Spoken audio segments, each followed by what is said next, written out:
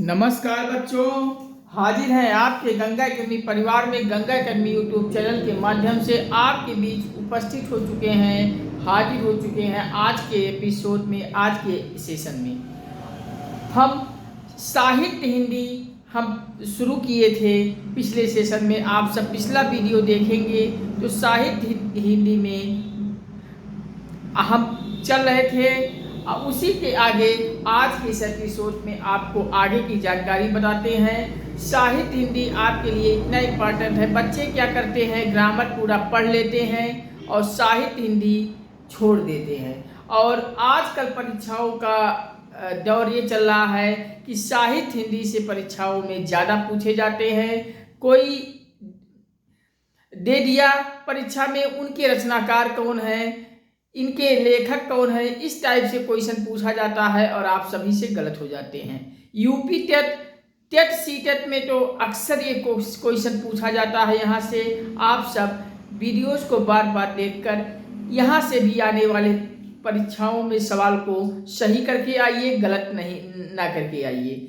चलिए आज के सेशन में हम आपका शुरू कर रहे हैं। हम आपका ज़्यादा समय नहीं वेस्ट करते हैं, सीधे हम आपके टॉपिक पे जुड़ते हैं और सेशन को स्टार्ट करते हैं। आप सब चैनल को सब्सक्राइब कर लीजिएगा। सब्सक्राइब करते हुए बेल को ऑल पे सेट करते हुए बेल को प्रेस कर लीजिएगा और लाइक शेयर कमेंट से हमें मोटिवेट करते हुए प्रेरित कर दीजिए। आत्मविश्वास हमारा बढ़ा दीजिए, हौसला हमारा बढ़ाइए, बल मुझे दीजिए लाइक शेयर कमेंट से। और व्हाट्सएप, फेसबुक, इंस्टाग्राम, ट्विटर इत्यादि सोशल साइटों पे से शेयर करके संपूर्ण भारत के हर घर, हर परिवार, हर सदस्य तक पहुंचा दीजिए। अपने सभी फ्रेंड सर्किल में परिचितों, संबंधियों, रिश्तेदारों को भी शेयर करते हुए सबको गंगा अकेडमी पर लाइए। हम सब मिलकर एकजुट होके एकत्रित हो जाइए गंगा अकेडमी पर और चैनल को सब्सक्राइब कर लीजिए और वीडियोस को बार बार देखकर अपनी तैयारी को बेहतर कीजिए। चलिए हम सीधे आज के सेशन में जुड़ते हैं। पिछले सेशन में मैं आपको बताया था पृथ्वीराज रासो में कुल 69 अध्याय हैं और पृथ्वीराज रासो किस शैली में लिखा गया है। तो आपसे परीक्षाओं में पूछा जाता है कि पृथ्वीराज रासो में कुल कितने अध्याय हैं, तो आप वहां 69 लगाएंगे। 69 अध्याय कुल पृथ्वीराज रासो में है। और किस शैली में लिखा हुआ है पृथ्वीराज रासो, आपसे यहाँ से भी क्वेश्चन पूछा जाता है, तो आप डिंगल शैली मार के आइएगा। और इसी के आगे हम आपसे जुड़ते हैं। हम आपको, आप सब परीक्षा देने जाते हैं तो आपसे जब आपको नहीं आता है तो वहाँ आप परीक्षा देने के बाद कहते हैं अरे घुमा के पूछा था, बहुत घुमा घुमा के पूछा था। तो आपको हम इस तरीके से घुमा घुमा के पढ़ा रहे हैं कि आपको अब घुमा घुमा के पूछने का आप नहीं कहोगे। घुमा के पूछे या सीधे पूछे परीक्षा में आप सब वीडियो यहाँ से देख के जाएंगे और सही करके आएंगे, हमारा 100% गारंटी है। चलिए हम इसे आगे जुड़ते हैं। लिखिए, हिंदी के प्रथम महाकवि कौन है। आप सबसे पूछा जाता है परीक्षाओं में हिंदी के प्रथम महाकवि कौन है, तो आप लिखिए हिंदी के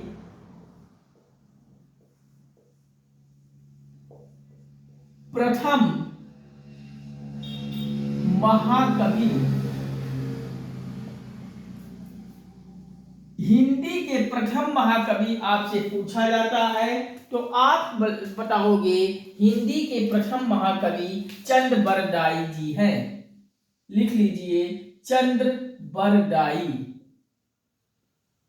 हिंदी के प्रथम कवि कौन है, चंद बरदाई हैं। आपसे परीक्षाओं में अगर यहाँ से परीक्षा में पूछ लिया जाता है कि हिंदी के प्रथम महाकवि कौन है, निम्नलिखित में से कौन है, तो वहाँ चंद बरदाई पर आप ऑप्शन में टिक लगाओगे और आगे बढ़ जाओगे। इसी में एक और है, हिंदी के प्रथम महाकवि अगर चंद बरदाई है तो हिंदी के प्रथम महाकाव्य कौन है, आपसे ये भी सवाल पूछा जाएगा, तो ये भी नोट कर लीजिए। हिंदी, देखिए हिंदी के प्रथम महाकवि यहां लिखा है, तो यहां महाकाव्य लिख लीजिए। ये आप समझ रहे हैं ना, मैंने विराम चिन्ह जब आपको पढ़ाया था टॉपिक में, तो यहाँ जो ये सिंबल मैं आपको यहाँ बनाया हूँ, वहाँ आपको ये बताया था कि इस सिंबल का मतलब ऊपर जो लिखा हुआ है सेम वही रहेगा। तो यहाँ हिंदी लिखा है तो हिंदी, के लिखा है तो के, प्रथम लिखा है तो यहाँ नीचे ये सिंबल को आप प्रथम मान लीजिएगा। तो विराम चिन्ह वाला भी आप वीडियोस देखिएगा तो वहाँ ये सिंबल आपको अच्छे से पता चल जाएगा। तो अगला लिखिए, हिंदी के प्रथम महाकाव्य कौन है? तो हिंदी के प्रथम महाकाव्य में आप लिख लीजिएगा पृथ्वीराज रासो। पृथ्वीराज रासो हिंदी के प्रथम महाकाव्य पृथ्वीराज रासो है। आप इसको लिख लीजिए, हिंदी के प्रथम महाकाव्य पृथ्वीराज रासो हैं और हिंदी के प्रथम महाकवि चंद बरदाई हैं। आप इसको लिख लीजिए। और अगला लिखिए विद्यापति। विद्यापति की क्या लिखे हैं? तो आप एक तरफ विद्यापति लिख लीजिए और विद्यापति ने क्या लिखा है उसको लिख लीजिए। लिख लीजिए विद्यापति जी लिखे हैं कीर्तिलता। कीर्तिलता, कीर्तिलता कामा लगा के कीर्त पताका लिख लीजिए। कीर्त पताका, कीर्त पताका, आगे पदावली लिख लीजिए।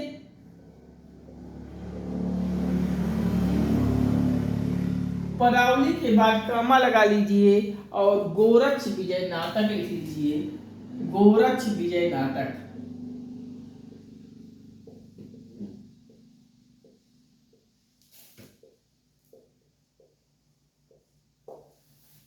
विद्यापति ने क्या लिखा है? कीर्तिलता लिखा है, कीर्त पताका लिखा है, पदावली लिखा है, गोरक्ष विजय नाटक लिखा है। इनमें से अगर आपसे पूछा जाता है निम्नलिखित में से कौन लिखा है, तो आप वहां विद्यापति मारिए। चलिए ये लिख लीजिए। अब आपसे पूछा जाता है विद्यापति जी का उपनाम क्या है? तो उपनाम हेडिंग में डालिए और विद्यापति के का उपनाम आप लिख लीजिए। आप लिख लीजिए खेलर कवि इन्हें कहा जाता है। विद्यापति को खेलर कवि भी कहा जाता है। आप इस चीज को याद रखेंगे। खेलर कवि निम्नलिखित में से किसे कहा जाता है? तो विद्यापति जी को कहा जाता है। अभिनव जयदेव लिख लीजिए। आगे लिख लीजिए अभिनव जयदेव। अभिनव जयदेव लिख लीजिए। आगे लिख लीजिए मैथिली कोकिल लिख लीजिए। इन्हें मैथिली कोकिल भी कहा जाता है। मैथिली कोकिल, मैथिली कोकिल इन्हें कहा जाता है। और आगे लिख लीजिए कवि शेखर भी इन्हें कहा जाता है। कवि शेखर, कवि शेखर भी इन्हें कहा जाता है। विद्यापति जी की रचना है कीर्तिलता, कीर्त पताका, पदावली, गोरक्ष विजय नाटक। एक रचना है विद्यापति जी का। और विद्यापति का कुछ उपनाम है, इसको भी आप याद रखेंगे। खेलर कवि, अभिनव जयदेव, मैथिली कोकिल और कवि शेखर विद्यापति का उपनाम है। आप याद रखेंगे, परीक्षाओं में यहाँ से प्रश्न पूछे जाते हैं। चलिए अगला आप लिखिए, एक गोरक्ष विजय नाटक को आप उठा लीजिए और गोरक्ष विजय नाटक के बारे में हम कुछ जानकारी जानते हैं। चलिए आप लिखिए गोरक्ष विजय नाटक। गोरक्ष विजय नाटक,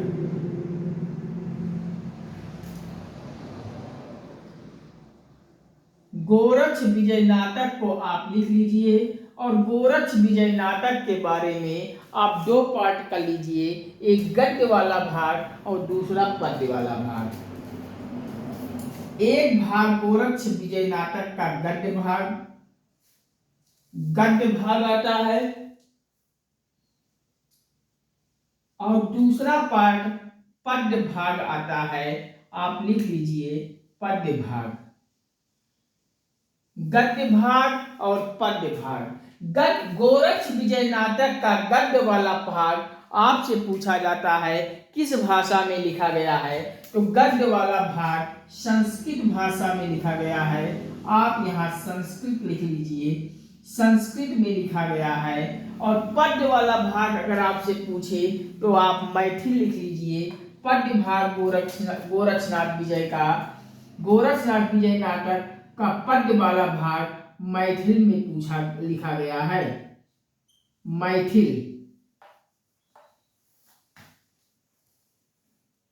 मैथिल में लिखा गया है। आप लिख लीजिए गोरक्ष विजय नाटक का दो भाग है, एक भाग है गद्य भाग और दूसरा भाग है पद्य वाला भाग। गोरक्ष विजय नाटक का गद्य भाग संस्कृत में लिखा गया है और पद्य वाला भाग मैथिल में लिखा गया है। इसको आप लिख लीजिए। अब आगे हम चलते हैं भक्ति काल। इतना आप सब लिख लीजिए। हम रिकॉल करके एक एक को फिर से बोल दे रहे हैं, जिससे अगर कहीं लाइट की रिफ्लेक्शन पड़ गई हो, नहीं दिखाई दे रहा हो, तो हम बोल दे रहे हैं, आप लिख लीजिए। मैंने आपको बताया हिंदी के प्रथम कवि आपसे पूछा जाता है परीक्षाओं में, तो वहाँ चंद बरदाई मानिएगा। हिंदी का महाकाव्य आपसे पूछा जाता है तो पृथ्वीराज रासो मानिएगा। आपसे विद्यापति की रचना पूछा जाता है तो विद्यापति की रचना में कीटलता, कीट पताका, पदावली, गोरक्ष विजय नाटक है, इनको जानिए। और विद्यापति का उपनाम पूछा जाता है तो इन्हें खेलर कवि कहा गया है, अभिनव जयदेव भी कहा गया है, मैथिल कोकिल कहा भी गया है और कवि शेखर भी विद्यापति को कहा गया है। गोरक्ष विजय नाटक किसकी रचना है? विद्यापति की रचना है। गोरक्ष विजय नाटक जो विद्यापति जी की रचना है, दो भाग में लिखा गया है, एक गद्य भाग, दूसरा पद्य भाग। गद्य भाग इनका संस्कृत में लिखा गया है और पद्य वाला भाग इनका मैथिल में लिखा गया है। इसको आप लिख लीजिए। हम थोड़ा सा जल पी के फिर आगे बताते हैं भक्ति का। हम साइड में हो गए हैं, आप सब लिख लीजिए, तब तक हम जल पी लेते हैं।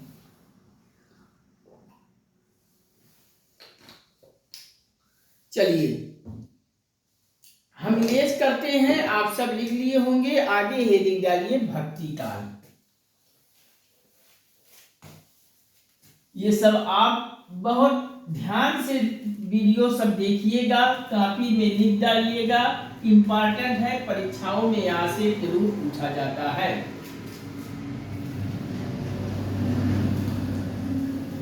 चलिए हेडिंग डालिए भक्ति काल।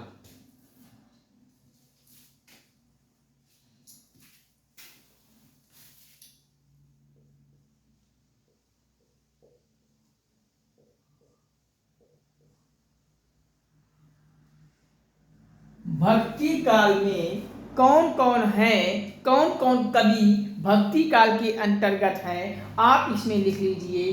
भक्ति काल में कबीर दास का नाम आता है,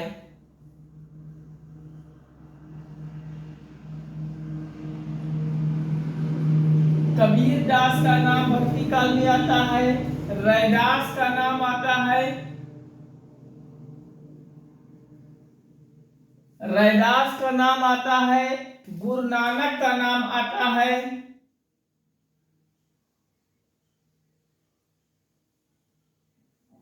गुरु नानक का नाम आता है। और भक्ति काल में दादू दयाल एक हैं, इनका भी नाम आता है, दादू दयाल। भक्ति काल में कबीरदास जी हैं, रैदास हैं, गुरु नानक हैं और दादू दयाल हैं। इसको आप लिख लीजिए। आप एक चीज इंपॉर्टेंट है, आप रैदास के बारे में लिख लीजिए। ये मीराबाई के गुरु थे, ये मीराबाई के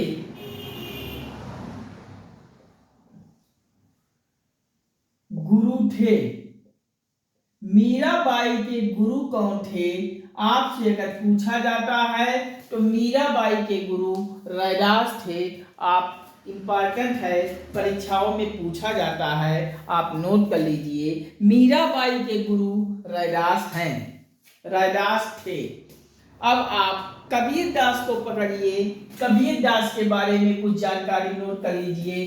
कबीरदास का जन्म कहाँ हुआ था? तो आप कबीरदास का जन्म कहाँ हुआ था? आप लिख लीजिए काशी में, जिसे हम बनारस भी कहते हैं, बनारसी भी कहते हैं। वही बनारस, बनारसी को हम प्राचीन काल में काशी पढ़ते हैं। तो काशी में जन्म हुआ था कबीरदास का, नोट कर लीजिए। आपसे पूछा जाता है कबीरदास का मृत्यु कहाँ हुआ था? तो मृत्यु में आप लिख लीजिए कबीरदास का मृत्यु मगहर में हुआ था, मगहर में हुआ था। आप नोट कर लीजिए कबीरदास का मृत्यु मगहर में हुआ था, जबकि जन्म काशी में हुआ था। आप लिख लीजिए। अगला पॉइंट बना के लिख लीजिए कबीर वाणी का संग्रह। कबीर वाणी का संग्रह, संग्रह। कबीर वाणी का संग्रह में आप लिख लीजिए कबीर वाणी की संग्रह में धर्मदास लिख लीजिए, धर्मदास। कबीर वाणी की संग्रह में धर्मदास लिख लीजिए। धर्मदास जी ने कबीर वाणी का संग्रह लिखा है। कबीर वाणी का संग्रह कौन लिखा है? धर्मदास लिखे हैं, इसको लिख लीजिए। और संग्रह में क्या आता है इसको भी लिख लीजिए, साखी सबद रमैनी, साखी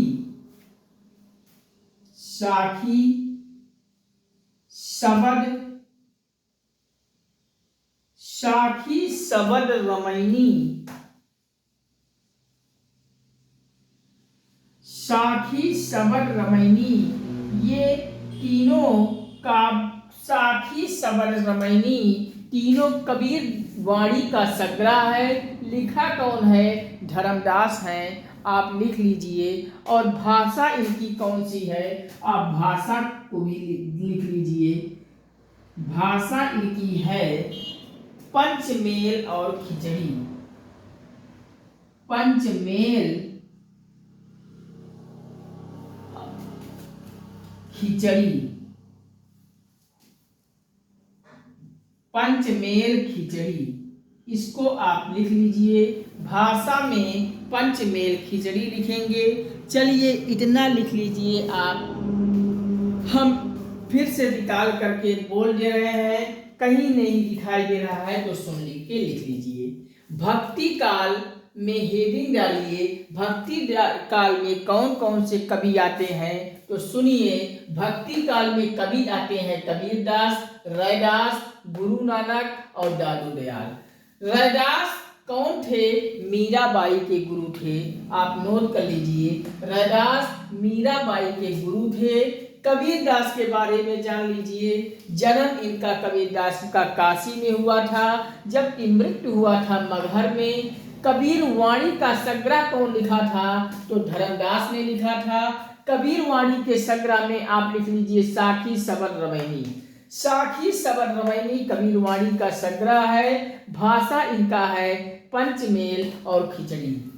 ये आप नोट कर लीजिए। हम साइड में हो जा रहे हैं, आप सब नोट कर लीजिए और फिर हम आगे बढ़ते हैं। चलिए आप सब नोट कर लीजिए।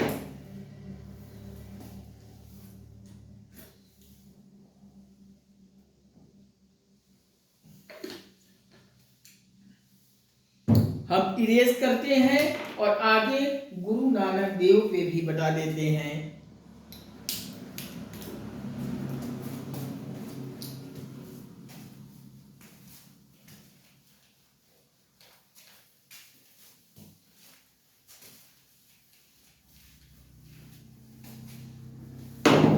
गुरु नानक देव लिखिए।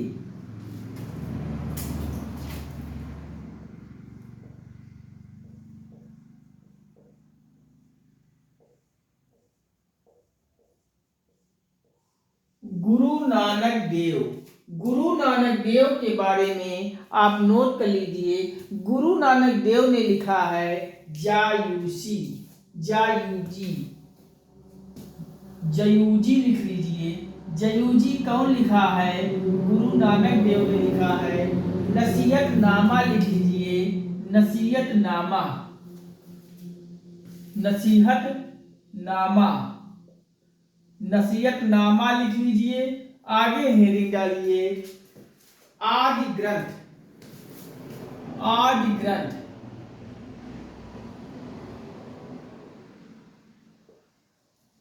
आदि ग्रंथ लिख लीजिए। आदि ग्रंथ में लिख लीजिए, आदि ग्रंथ में कुल 40 पद है। आदि ग्रंथ में 40 पद है और कौन लिखा है? रैदास ने लिखा है। आप नोट कर लीजिए। आदि ग्रंथ में कुल 40 पद हैं और ये 40 पद रैदास ने लिखा है। आप नोट कर लीजिए। गुरु नानक देव में जयूजी, नसीहतनामा, आदि ग्रंथ लिख लीजिए। आदि ग्रंथ में कुल 40 पद हैं, रैदास लिखा है। आप नोट लिख लीजिए। फिर अब हम बढ़ते हैं निर्गुण धारा सूफी शाखा पर। हेडिंग डालिए आप सब निर्गुण धारा, निर्गुण धारा, ब्रैकेट में लिख लीजिए निर्गुण धारा को सूफी शाखा, सूफी शाखा। निर्गुण धारा हेडिंग डालिए और निर्गुण धारा में सूफी शाखा ब्रैकेट में लिख लीजिए। इस पर भी हम कुछ रचना को बताते हैं। कौन लिखा है? पहला लिखिए मुल्ला दाऊद, लिखिए मुल्ला दाऊद, मुल्ला दाऊद। और मुल्ला दाऊद के आगे लिखिए चंदायन, चंदायन। चंदायन के आगे ब्रैकेट में लिख लीजिए लोर कथा, लोर कथा। मुल्ला दाऊद के आगे चंदायन, लोर कथा लिख लीजिए। आगे अगला है आसाइन, आसाइन। आसाइन में आप आगे लिखिए हंसावली, हंसावली, हंसावली लिख लीजिए। मंझन लिख लीजिए अगला मंझन। और मंझन में आप आगे बढ़िए, लिखिए मधुमालती, मधुमालती, मधुमालती लिख लीजिए। और अगला लिखिए कुटुवन, कुटुवन। कुटुवन में अगला लिखिए मृगावती, मृगावती। इस प्रकार से निर्गुण धारा सूफी शाखा हेडिंग में डाल के आप लिख लीजिए मुल्ला दाऊद, चंदायन, लोर कथा, आसाइन, हंसावली, मंझन, मधुमालती, कुटुवन, मृगावती लिख लीजिए। और इतना लिखिए, फिर आगे पे चर्चा करते हैं। चलिए अगला है मलिक मोहम्मद जायसी के बारे में आप जान लीजिए। अगली हेडिंग डालिए मलिक मोहम्मद जायसी, मलिक मोहम्मद जायसी। मलिक मोहम्मद जायसी के बारे में लिख लीजिए मलिक मोहम्मद जायसी की रचना क्या है। तो मलिक मोहम्मद जायसी की रचना को लिख लीजिए आगे। मलिक मोहम्मद जायसी की रचना है पद्मावत, पद्मावत लिख लीजिए। पद्मावत के आगे अखरावत लिख लीजिए।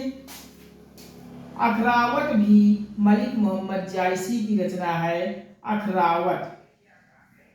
अखरावत के आगे एक और लिख लीजिए, आखिरी कलाम।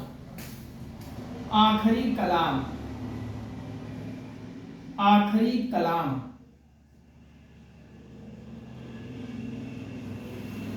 आपसे पूछा जाता है कि पद्मावत किसने लिखा है, तो मलिक मोहम्मद जायसी ने लिखा है। अखरावत किसने लिखा है, मलिक मोहम्मद जायसी ने लिखा है। आखिरी कलाम किसने लिखा है, मलिक मोहम्मद जायसी ने लिखा है। और ये आखिरी कलाम तो very very very most important लिख लीजिए। आपसे हर परीक्षाओं में लगभग हम पूछ ही लिया जाता है कि आखिरी कलाम किसकी रचना है, तो आप वहाँ मलिक मोहम्मद जायसी भी याद रखिएगा। मलिक मोहम्मद जायसी मारेंगे आखिरी कलाम को। इसके साथ साथ अखरावत और पद्मावत भी याद रखिएगा, मलिक मोहम्मद जायसी की रचना है। चलिए आगे लिखिए जटमल। आगे लिखिए जटमल। जटमल की रचना में लिख लीजिए प्रेम विलास। जटमल की रचना में प्रेम विलास लिख लीजिए। प्रेम विलास। और प्रेम विलास के बाद कामा लगा के प्रेम लता लिख लीजिए। प्रेम लता। जटमल की रचना है प्रेम विलास और प्रेम लता लिख लीजिए। दोनों को याद रखिएगा। प्रेम लता पूछा जाता है जटमल होगा, प्रेम विलास पूछा जाता है तो जटमल होगा। आप याद रखिएगा। अगला लिखिए नरपति व्यास। नरपति व्यास। नरपति व्यास की रचना लिख लीजिए। नरपति व्यास ने लिखा है नल दमयंती। नल दमयंती। दमयंती। नल दमयंती लिखा है नरपति व्यास ने। और नरपति व्यास के बारे में एक इंपॉर्टेंट लाइन और लिख लीजिए कि एकमात्र हिंदू रचनाकार एकमात्र हिंदू रचनाकार एकमात्र हिंदू रचनाकार हिंदी साहित्य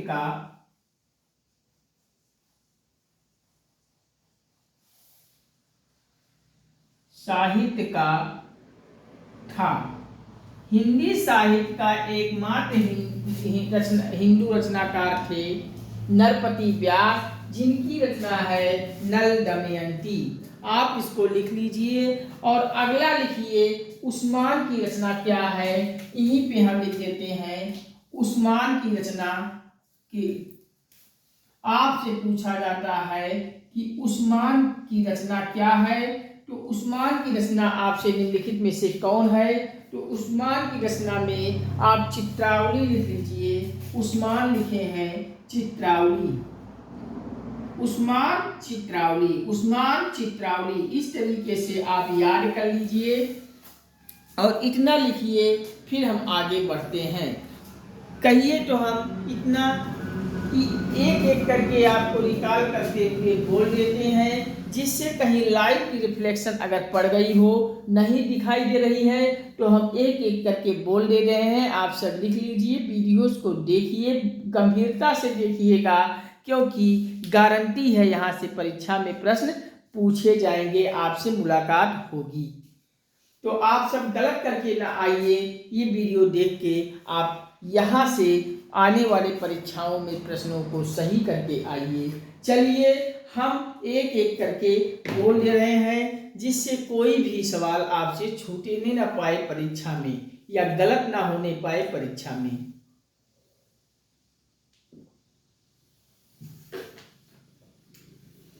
चलिए हेडिंग डालिए, गुरु नानक देव की रचना है जयूजी, नसीहतनामा आदि ग्रंथ। आपसे पूछा जाता है जसीयत या नसीहतनामा या आदि ग्रंथ में निम्नलिखित में से रचनाकार कौन है? गुरु नानक देव है, आप याद रखेंगे। आदि ग्रंथ में एक इंपॉर्टेंट लाइन लिख लीजिएगा कि इसमें कुल 40 पद हैं और रैदास लिख लीजिएगा। और इसके बाद निर्गुण धारा एक है और एक सगुण धारा है। तो हम पहले निर्गुण धारा पे चलते हैं, फिर इसके बाद सगुण धारा पर आपसे चर्चा करेंगे। निर्गुण धारा को हम सूफी शाखा कहते हैं। तो निर्गुण धारा के आगे ब्रैकेट में सूफी शाखा लिख लीजिएगा। और निर्गुण धारा के कवि कौन हैं? ये हैं मुल्ला दाऊद, असाइन, मंझन, कुटुवन, मलिक मोहम्मद जायसी, जटमल, नरपति व्यास। ये सब जो कवि हैं निर्गुण धारा के कवि हैं। पहला नंबर तो याद इनको रखेंगे। आपसे पूछा जाता है कि निम्नलिखित में से निर्गुण धारा यानी कि सूफी शाखा के कवि कौन हैं? तो आप ये याद रखेंगे, मुल्ला दाऊद, आसाइन, मंझन, कुटुवन, मलिक मोहम्मद जायसी, जटमल और नरपति व्यास। इनमें से जिस ऑप्शन में इनमें से कोई भिन्न होगा उसी ऑप्शन में निर्गुण धारा के कवि नहीं होंगे। आपसे अगर निर्गुण धारा के कवि या सूफी शाखा के कवि पूछा जाता है तो इन्हीं में से अगर ऑप्शन में जो होगा उस पर निर्गुण धारा मार दीजिएगा। ऐसे भी सवाल पूछ लिया जाता है कि निम्नलिखित में से निर्गुण धारा सूफी शाखा के कवि कौन नहीं है? तो इनमें से इतने नाम याद रखिएगा। इनमें से जो नहीं होगा, इनमें से जो ऑप्शन में भिन्न होगा वही ऑप्शन को आप वहां टिक मारेंगे।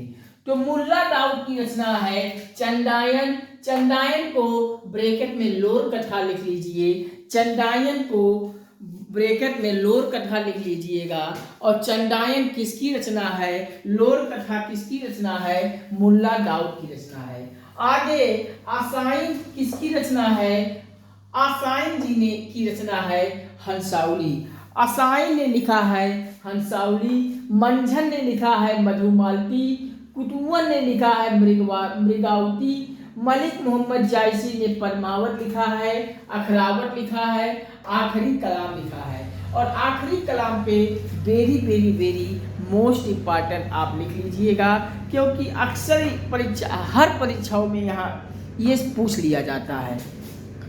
जटमल की रचना है प्रेम विलास और प्रेमलता। नरपति व्यास की रचना है नल दमयंती।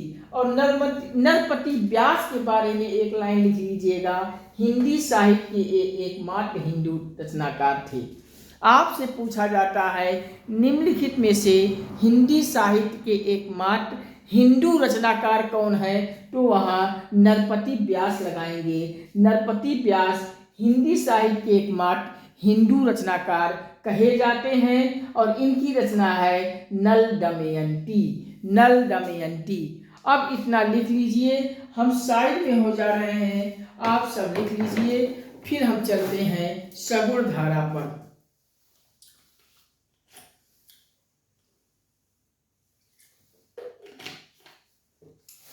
चलिए आप सब लिख लिए होंगे। अब यहीं पे निर्गुण धारा सूफी धारा खत्म हो गया। अब सगुण धारा पे हम चलते हैं। आप सब हेडिंग डालिए सगुण धारा।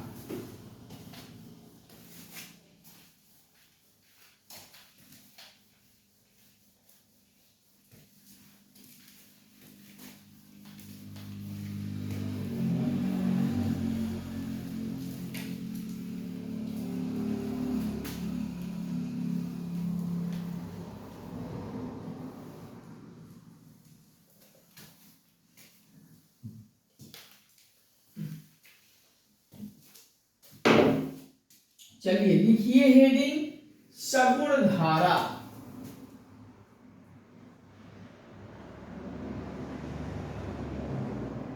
सगुण धारा।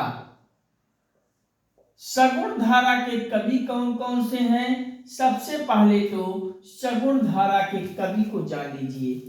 तो सगुण धारा के कवि को जान लीजिए। सगुण धारा के कवि में पहला तो लिख लीजिए शंकराचार्य। शंकराचार्य, शंकराचार्य आपके सगुण धारा के कवि माने जाते हैं। अगला लिख लीजिए रामानुजाचार्य। रामानुजाचार्य, रामानुजाचार्य भी सगुण धारा के कवि कहे जाते हैं। अगला लिखिए माधवाचार्य।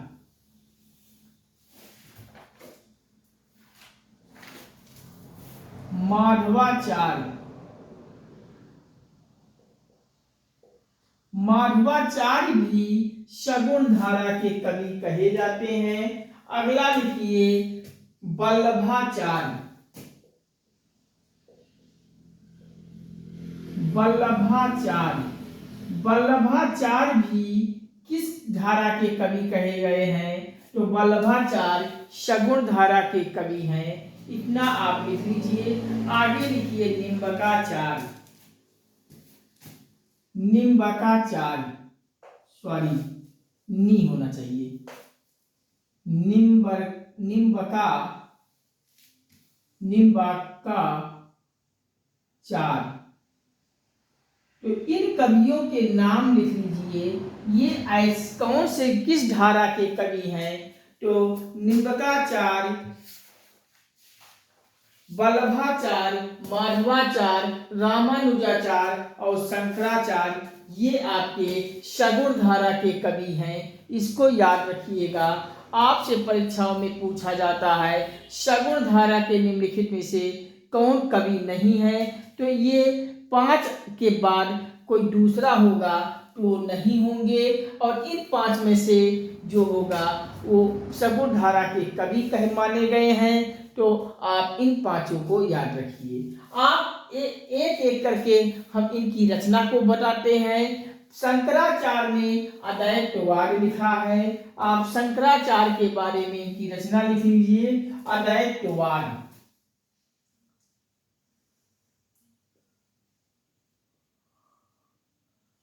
अद्वैतवाद किसकी रचना है? तो लिख लीजिए अद्वैतवाद शंकराचार्य की रचना है। आप लिख लीजिए अद्वैतवाद शंकराचार्य की रचना है। शंकराचार्य की रचना अद्वैतवाद है। अगला लिखिए रामानुजाचार्य विशिष्टाद्वैतवाद लिखा है। विशिष्टाद्वैतवाद,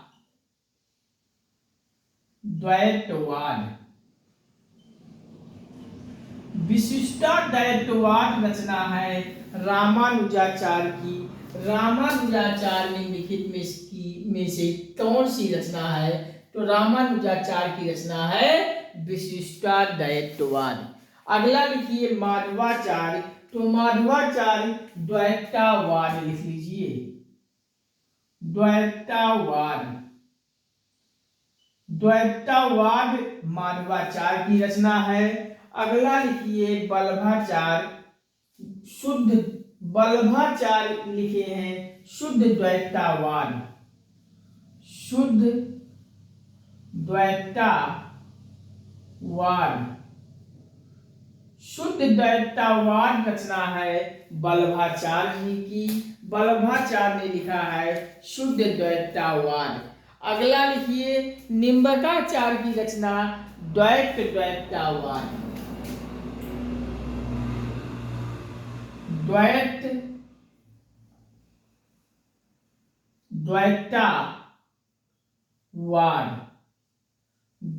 द्वैतवाद कौन लिखा है? तो निम्बकाचार्य ने लिखा है।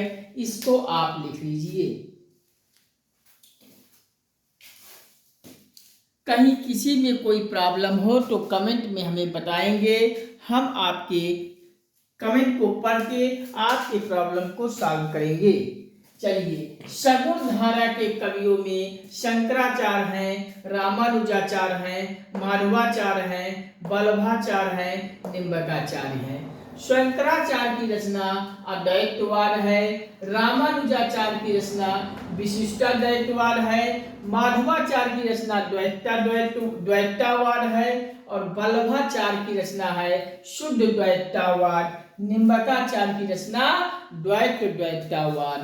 आप लिख लीजिए और आगे हेडिंग डालिए, अलवार साहित्य की सबसे प्रसिद्ध रचना कौन है। हम इसको भी बता देते हैं, आप पॉइंट लिखिए,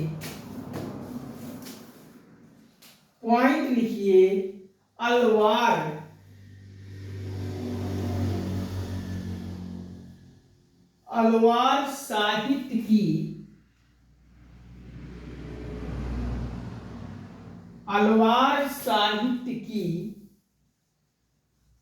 सबसे प्रसिद्ध रचना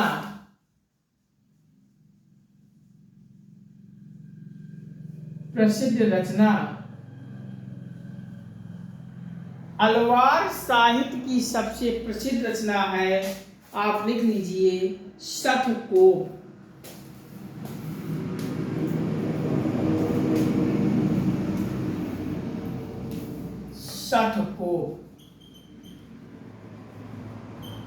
अलवार साहित्य की सबसे प्रसिद्ध रचना कौन सा है। आपसे अगर परीक्षाओं में पूछा जाता है तो आप इसको लिख लीजिए, अलवार साहित्य की सबसे प्रसिद्ध रचना शतकोप है। और शतकोप के पे लिख लीजिए तिरुविरुट्टम, इसे लिख लीजिए तिरुविरुट्टम।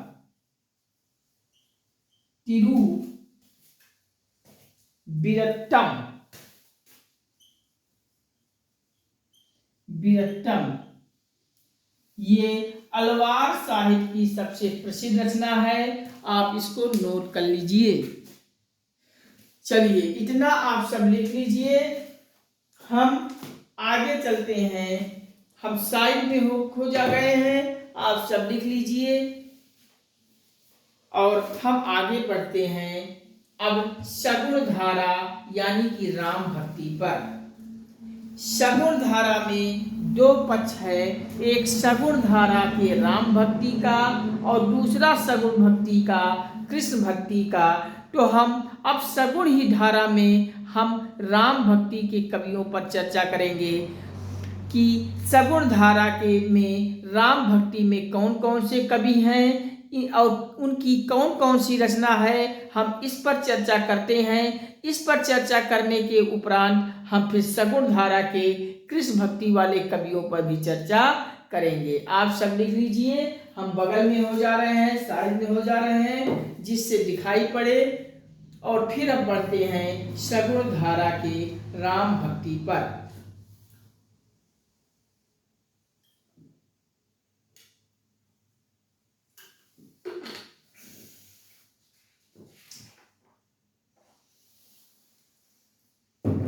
चलिए, हम इरेज करते हैं, आप सब लिख लिए होंगे।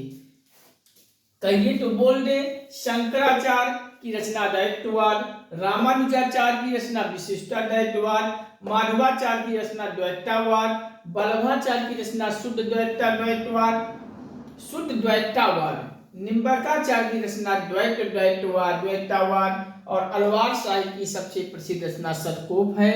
इसको तिरुविरुट्टम भी लिख लीजिए। अब हम इरेज करते हैं, अब सगुण धारा के राम भक्ति की ओर हम आगे बढ़ते हैं। आप सब हेडिंग डालिए, सगुण धारा ब्रैकेट में राम भक्ति, यानी सगुण धारा के में राम भक्ति के कवियों पर चर्चा करने चल रहे हैं। हेडिंग डालिए, सगुण धारा।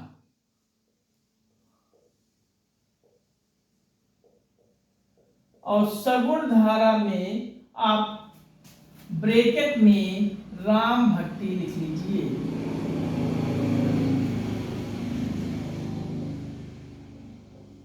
राम भक्ति सगुण धारा में राम भक्ति हेडिंग डालिए और सगुण धारा राम भक्ति हेडिंग डाल के अब हम सगुण धारा के राम भक्ति के कवियों पर चर्चा कर रहे हैं। एक लिख लीजिए, सगुण धारा यानी राम भक्ति में, सगुण धारा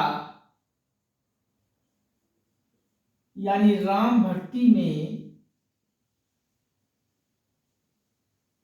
आप एक मोस्ट पॉपुलर कवि हैं तुलसीदास, इनके बारे में लिख लीजिए। तुलसीदास सगुण धारा के राम भक्ति के सबसे पॉपुलर कवि हैं तुलसीदास। और इनको तुलसीदास लिख के, तुलसीदास की कुल कितनी रचनाएं हैं आपसे पूछा जाता है कि तुलसीदास की कुल कितनी रचना है, तो लिख लीजिए 12 रचना अकेले तुलसीदास की रचना है जो कि राम भक्ति पर लिखा गया है। तुलसीदास की निम्नलिखित में से कुल कितनी रचना है, तो आप लिख लीजिए 12 रचना है। तुलसीदास सगुण धारा राम भक्ति के कवि हैं। अब हम तुलसीदास के इन 12 रचना को हम जो पे चर्चा करते हैं। चलिए, जो महत्वपूर्ण है, आपके परीक्षाओं में पूछा जाता है, इन 12 रचनाओं में को हम चर्चा करते हैं। चलिए, पहला लिखिए राम लला नाछू। सगुण धारा के राम भक्ति में तुलसीदास की जो 12 रचना है, इसमें जो इम्पोर्टेंट है में है, पहला लिखिए राम लला नेछू। राम लला नेछू, राम लला नेछू लिख लीजिए। राम लला नेछू के बाद अगला लिख लीजिए बैरागी संदीपनी। बैरागी संदीपनी।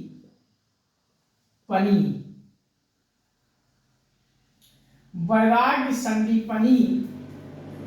अगला लिखिए रामाज्ञा प्रश्न। रामाज्ञा प्रश्न। अगला लिखिए रामाज्ञा प्रश्न के बाद लिखिए रामचरितमानस। रामचरित मानस। और अगला लिखिए रामचरितमानस के बाद जानकी मंगल। जानकी मंगल। जानकी मंगल लिख लीजिए। अगला लिखिए पार्वती मंगल। पार्वती मंगल। पार्वती मंगल के बाद अगला लिखिए कृष्ण गीतावली। कृष्ण गीतावली।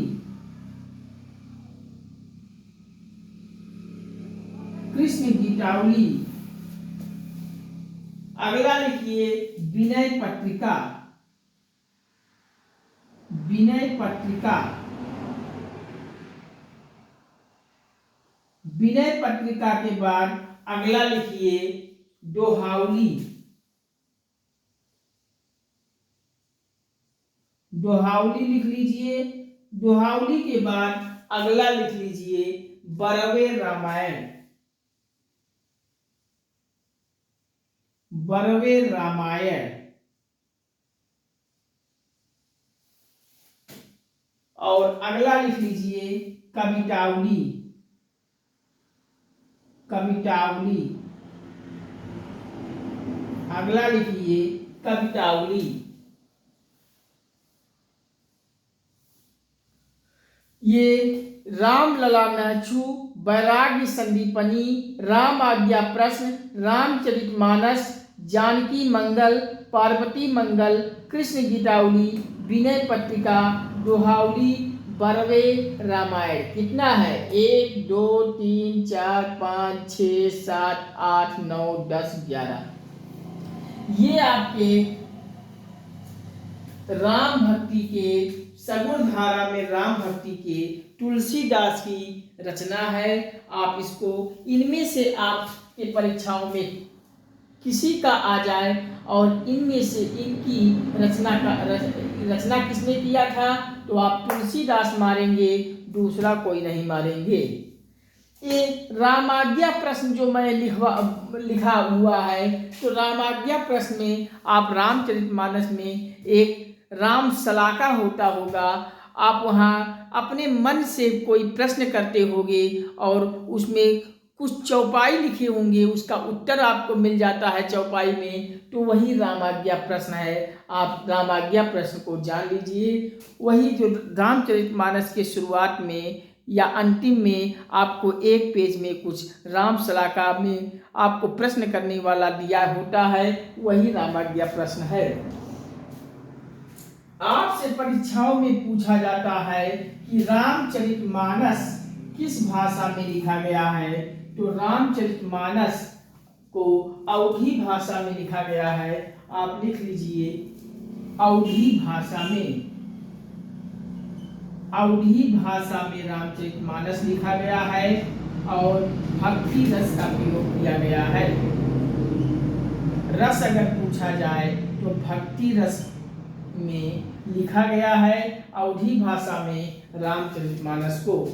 इसमें रामचरितमानस के अवधी भाषा में लिखा गया है। कुल रामचरितमानस में अगर आपसे पूछा जाए कितने दोहा हैं तो 1074 दोहा हैं। आप लिख लीजिएगा 1074 दोहा, इनके साथ साथ प्लस 7 कांड भी हैं। 7 कांड अवधी भाषा में रामचरितमानस लिखा गया है, रस भक्ति रस में लिखा गया है। कुल दोहा की संख्या और रामचरितमानस में जो बीच बीच में दोहा आता है, कुल दोहा की संख्या 1074 है। मैंने दोहा, चौपाई, सोरठा, बरवे सब आपको पिछले सेशन में मैं वीडियो बना चुका हूँ, पब्लिश कर चुका हूँ। आप सब देखिए, वहाँ आपको समझ में अच्छे से आ जाएगा।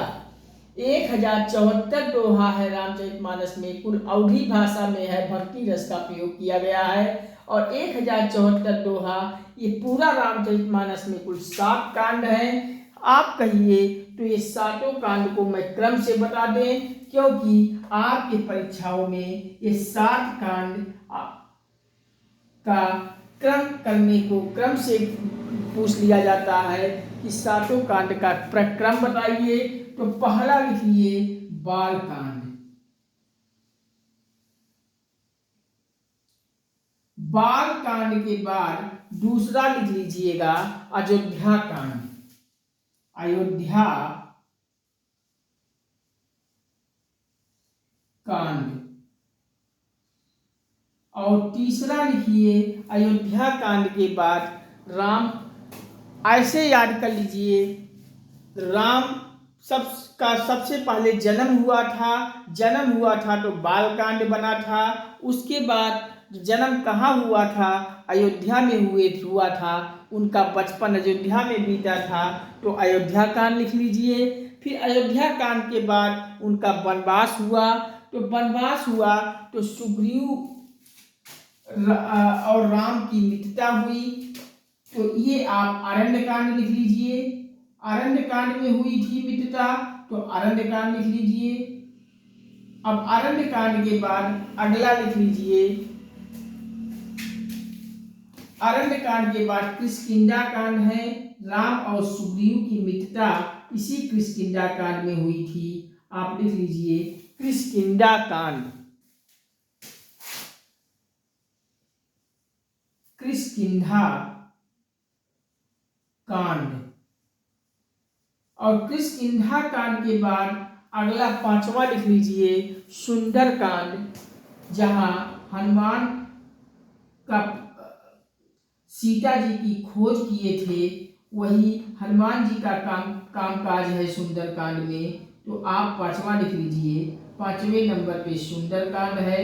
अब जब हनुमान जी सुंदर कांड में सीता जी का पता लगा के चले आए थे राम जी को बताने, तो राम जी सुंदर लंका पर चढ़ाई कर दिए थे। तो चढ़ाई करने पे लंका में रावण से युद्ध हुआ था। तो आप वहां लंका कांड लिख लीजिए, लंका कांड।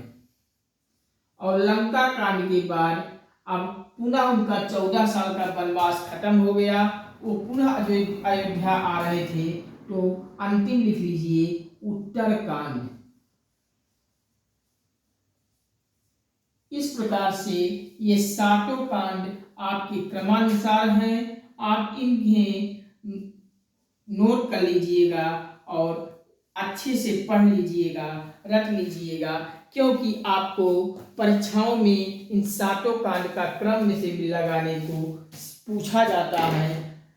इसको आप क्रम से इस सातों कांड को ध्यान में रखिएगा।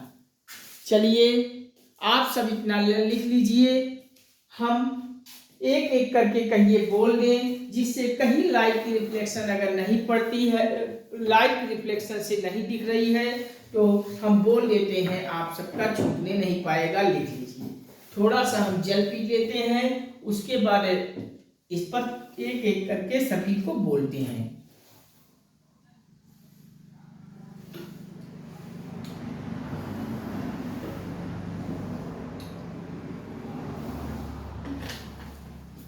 चलिए हम चर्चा कर रहे थे सगुण धारा में राम भक्ति पर। एक तो सगुण धारा में दो प्रकार की दो हैं सगुण धारा। एक के सगुण धारा के कवि हैं राम भक्ति की ओर तरफ, जो राम भक्ति पर कविता लिखते हैं। वहीं दूसरी तरफ सगुण धारा में कृष्ण भक्ति के कवि हैं, जो कृष्ण की भक्ति पर अपना कविता दोहावली लिखे हैं। सगुण धारा में कृष्ण भक्ति के कवि हैं और सगुण धारा के राम भक्ति के कवि हैं। तो हम सगुण धारा में राम भक्ति के कवियों पर चर्चा कर रहे थे। सगुण धारा के राम भक्ति में तुलसीदास हैं। तुलसीदास जी ने कुल 12 रचना किया है। इसको भी इम्पॉर्टेंट है, आप याद रखिएगा कि तुलसीदास की कुल कितनी रचना है, 12 रचना है। 12 रचना में से ये लिख लीजिए, राम लला नाछू किसकी है। आपसे परीक्षाओं में ऐसे ही पूछ लिया जाता है कि राम लला नाछू किसकी रचना है, तुलसीदास की। वैराग्य संदीपनी किसकी रचना है, तुलसीदास की। राम आज्ञा प्रश्न किसकी रचना है, तुलसीदास की। रामचरितमानस किसकी रचना है, तुलसीदास की। जानकी मंगल तुलसीदास। पार्वती मंगल तुलसीदास। कृष्ण गीतावली तुलसीदास। विनय पत्रिका तुलसीदास। दोहावली तुलसीदास। 12वें रामायण तुलसीदास। कवितावली तुलसीदास। आपसे पूछा जाए रामचरितमानस किस भाषा में लिखा गया है, तो अवधी भाषा में लिखा गया है। भक्ति रस का उपयोग किया गया है। रामचरितमानस में कुल कितने दोहा हैं, तो 1074 दोहा है। 1074 दोहा में 7 कांड हैं। 7 कांड को मिलाकर कुल 1074 दोहा है। इन 7 कांडों को मैं क्रम से लगा दिया। पहला है बाल कांड, दूसरा है अयोध्या कांड, तीसरा अरण्य कांड, चौथा किष्किंधा कांड, 5वां सुंदर कांड और 6वां लंका कांड और 7वां है उत्तर कांड। इस प्रकार से हम आपको सगुण धारा में राम भक्ति पर चर्चा कर लिए। अब अगला है सगुण धारा में कृष्ण भक्ति की चर्चा। तो आप सब लिख लीजिए, हम साइड में हो जा रहे हैं, जिससे आपको लिखने में कोई परेशानी ना हो। चलिए आप सब लिख लिए होंगे। हम आज का सेशन यहीं पे समापन कर रहे हैं।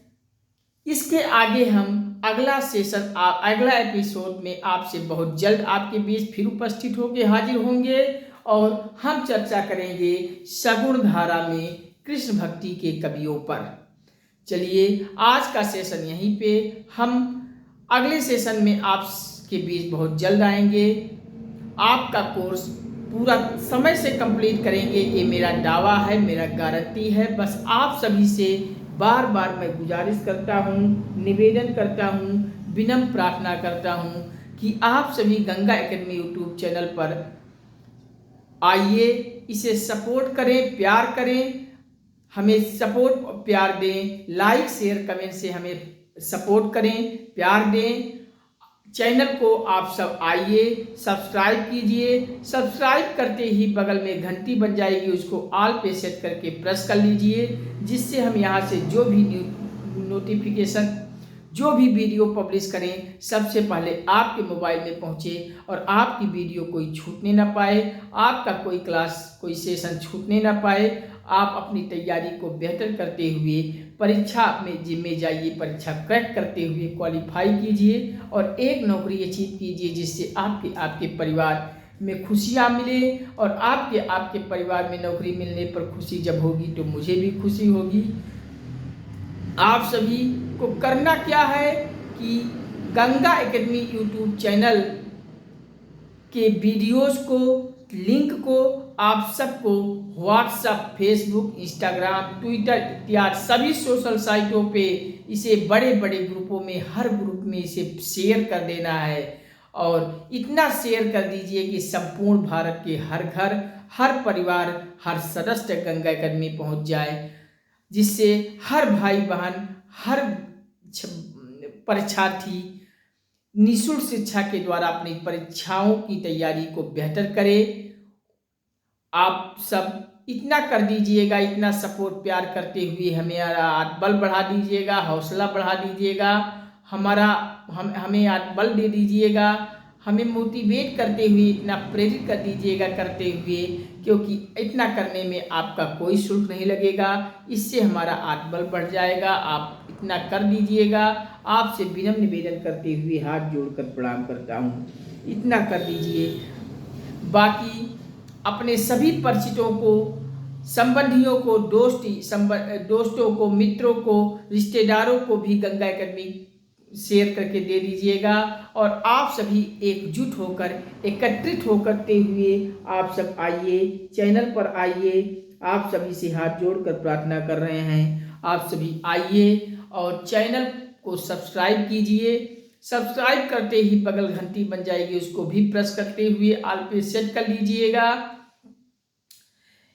आप सभी अधिक से अधिक लोग आइए, एकजुट होकर सभी लोग आइए। गंगा एकेडमी आपके लिए संचालन किया गया है निःशुल्क प्लेटफॉर्म के परिप्रेक्ष्य से, कि जो बच्चा इलाहाबाद, दिल्ली जैसे अन्य शहरों में मात्र तैयारी करने के लिए वो नहीं जा पाता है, उसके पास आर्थिक स्थिति की तमाम जैसी प्रॉब्लम है, आर्थिक स्थिति जैसी पैसा नहीं है या वगैरह वगैरह जैसी कोई समस्या की वजह से वो नहीं जा पा रहा है पढ़ने, बड़े कोचिंगों में पैसा नहीं दे पा रहा है, तो उन सभी के लिए गंगा एकेडमी निःशुल्क पाठशाला, निःशुल्क कार्य योजना के तहत काम कर रहा है। आप सभी को पूरा कोर्स निःशुल्क रूप से गंगा एकेडमी देगा, पूरा PDF भी आपको गंगा एकेडमी निःशुल्क देगा। आप सभी जुड़िए और हमें लाइक शेयर कमेंट से निरंतर मोटिवेट करें, प्रेरित करें। हम आपका पूरा कोर्स कंप्लीट करेंगे, समय से कंप्लीट करेंगे, ये हमारा वादा है, गारंटी है। बस आप सभी का सहयोग हमें मिलना चाहिए, क्योंकि आपके सहयोग के बिना हमारा तो थोड़ा आत्मबल नहीं मिलेगा तो हमें दुख होगा। इस नाते आप सब थोड़ा सा सहयोग कर दीजिएगा। बाकी हम आपके लिए निरंतर प्रत्येक विषय की वीडियोज आपको देता रहूँगा, आपकी तैयारी बेहतर होगी, आप परीक्षा देकर एक नौकरी जरूर अचीव करेंगे। हम पूरा GS, पूरा हिंदी, अंग्रेजी, संस्कृत, हर लैंग्वेज, हम रीजनिंग, मैथमेटिक्स, करंट अफेयर, प्रतियोगी परीक्षाओं से संबंधित जितने विषय पे सवाल पूछे जाते हैं सब हम पूरा व्यवस्थित पढ़ाएंगे, कंप्लीट पढ़ाएंगे, पूरा PDF आपको देंगे। बस आप सभी चैनल पर आइए, प्यार सपोर्ट बना के सब्सक्राइब कीजिए, घंटी को ऑल पे प्रेस कर लीजिए, सेट कर लीजिए। ठीक है, इसी के साथ आज के सेशन पे हम विदा लेते हैं, समापन करते हैं। अगले सेशन पे हम आपसे बहुत जल्द आते हैं। Thank you watching for this video. नमस्कार, जय हिंद, वंदे मातरम, जय श्री राम, जय श्री राधे राधे, जय श्री कृष्णा। हम मिलते हैं अगले सेशन में आपसे बहुत जल्द।